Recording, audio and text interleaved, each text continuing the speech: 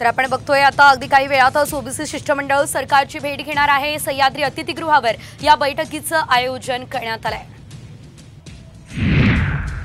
दरम्यान आता दोन समाजात तेढ निर्माण होऊ नये आणि हाच आमचा प्रयत्न आहे असं उपमुख्यमंत्री देवेंद्र फडणवीस म्हणत आहे। राज्यात ओबीसी आंदोलक आक्रमक झाल्याच्या पार्श्वभूमीवर उपमुख्यमंत्री फडणवीसांनी हे वक्तव्य केलंय। कोणत्याही समाजाला आपलं अहित होतंय असं वाटू नये आणि यासाठी प्रयत्न सुरू आहेत असं देवेंद्र फडणवीस म्हणाले। आमचा प्रयत्न एकच आहे की कुठेही दोन समाजांमध्ये तेढ निर्माण होऊ नये, दोन समाज एकमेकाच्या समोर उभे राहू नयेत आणि दोन्ही समाजाचं अहित होऊ नये। एखाद्या समाजाला असं वाटणं की आमचं अहित काहीतरी केलं जाणार आहे, सरकार असं करण्याची कुठली आमची मानसिकता नाही आहे। आपल्याला सगळ्यांना सोबत घेऊन जायचं आहे, सगळ्यांचे प्रश्न सोडवायचे आहे, ते कायद्याच्या चौकटीत सोडवायचे आहे। तसाच प्रयत्न राज्य सरकारचा असणार आहे।